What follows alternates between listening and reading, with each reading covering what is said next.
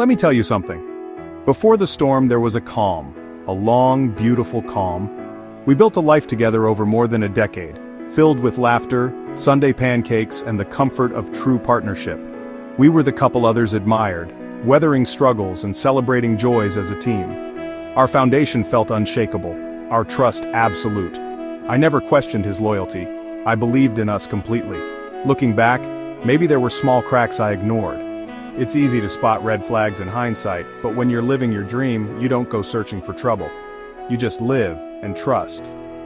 But sometimes the person you trust most is quietly chipping away at your foundation. You don't feel the tremors until everything starts to crumble. That's how it began for us. The calm before the storm was just an illusion. The change started subtly with a new job. He was excited, and so was I. It felt like a win for our family. Soon he worked longer hours, came home energized, and talked about a new colleague, brilliant, funny, a real go-getter. At first I thought nothing of it, but the way he talked about her felt different. Their stories became more personal, their connection obvious. I suggested dinner with her and her partner, but he always had an excuse. The wall between his work and home life grew. His phone became a fortress, always with him, always locked. Late-night texts, secretive calls, and quick defensive answers replaced our old transparency. One Friday he claimed to work late, but a friend saw his car at a bar. I called, he lied about spreadsheets at the office. I didn't confront him, but I knew. That was the first lie I caught, and it wouldn't be the last. Our foundation was no longer solid rock, it was shifting sand. The cracks had started, and I couldn't unsee them. After that first lie, I became a detective in my own home. Every word, every action was under scrutiny. The affection faded, the distance grew. He was present, but his heart was elsewhere. Unexplained expenses, new clothes, cologne, little things that added up. Late nights, elaborate excuses, and the faint scent of unfamiliar perfume. He laughed off my concerns, made me feel crazy. The gaslighting was relentless. Then I found a burner phone in his briefcase. My blood ran cold. All the pieces clicked into place. The slow burn of suspicion became a raging inferno. I confronted him with the burner phone, calm, direct. He exploded, accused me of snooping, spun stories about secret projects.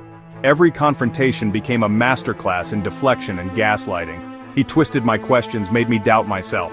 "Why don't you trust me?" he'd ask, painting me as the villain. The arguments went in circles, never reaching the truth. He wore me down with denials until I was too exhausted to fight. I apologized, desperate to believe him. Watching him lie with chilling sincerity was the most painful part. He rewrote our reality, convincing me the sky was green and the grass was blue. For brief moments I wanted to believe him, because the alternative was too painful. The wall of denial was impenetrable, and I was trapped behind it. The tension seeped into every corner of our home. Our children felt it too.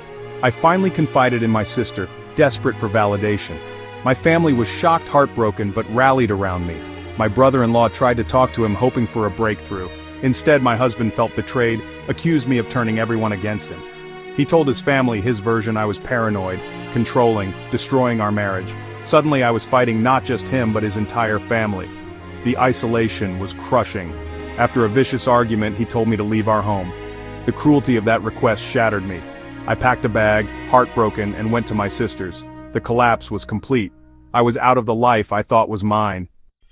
In my sister's spare room, I became obsessed with finding proof. I needed evidence, not for revenge, but to validate my sanity. I scoured computers, created fake profiles, even considered hiring a private investigator. Every lead was a dead end. No smoking gun, no confession, just endless uncertainty. The lack of proof was its own kind of torture. I realized I might never get the black and white answer I craved. The truth I needed wasn't on a phone or computer. I had to find it within myself. Sometimes closure comes from accepting what you feel, not what you can prove. That was the hardest lesson of all. Our marriage was over, but we still had to co-parent. Every interaction was a tightrope walk over old wounds. We set boundaries, communicating only about the kids, mostly by text. It became a business arrangement, not a relationship. I waited for an apology, a confession, but it never came. Closure had to come from within. Accepting uncertainty, trusting my own experience. Over time, a new normal emerged. Handovers became less tense, conversations less sharp. We sat at school events without a wall of ice between us. It wasn't friendship, but it was functional. We both loved our children more than we disliked each other. I learned to separate the father from the man who broke my heart. It was self-preservation, and it worked. If I learned anything, it's to trust your gut. My intuition screamed at me for months, but I let his denials drown it out. Never again. Trust isn't blind faith. It's built on honesty and respect. I learned to set boundaries and defend my emotional well-being. I tolerated too much, apologized for things that weren't my fault. Setting healthy boundaries became essential to my healing. The biggest lesson? Personal growth.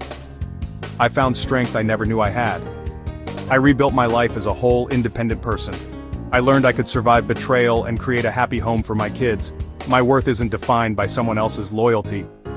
The fire burned down my old life, but from the ashes I emerged stronger. And I'm grateful for that. The storm passes. My life isn't what I planned, but it's peaceful and good. The anxiety and tension are gone, replaced by calm and confidence. My home is a sanctuary again, my relationship with my children thriving. I'm modeling resilience and happiness for them.